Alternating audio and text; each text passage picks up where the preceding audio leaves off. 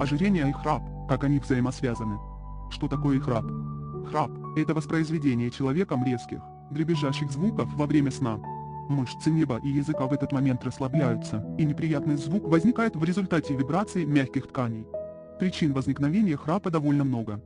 Заложенность дыхательных путей, утолщенный или длинный небный язычок, гипертрофированные миндалины, особенности строения лицевого скелета, лишний вес, курение.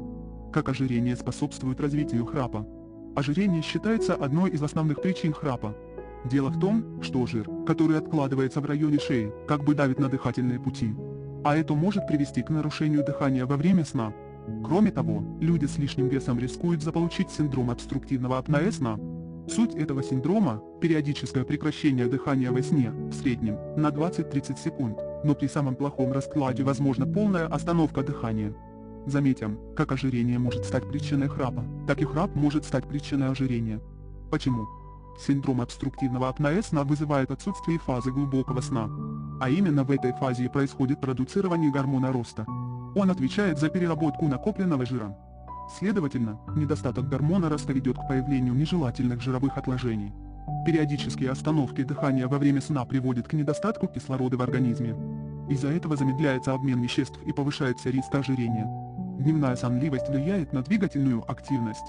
А когда мы мало двигаемся, мы даем лишнему весу большой шанс появиться. Тем самым, создается замкнутый круг, храп и ожирение усиливают развитие друг друга. Среди мужчин храп более распространен, потому что отложение жира у них идет в верхнюю часть тела, а у женщин – в нижнюю. Какие могут быть последствия? Не говоря о том, что ожирение создает моральные и физические неудобства, оно может привести к весьма нежелательным результатам. Вялость и сонливость в дневное время может сказаться на результатах вашей работы или учебы. Ведь снижается трудоспособность и интеллектуальная активность. Сдавленность дыхательных путей во время сна приводит к недостатку кислорода.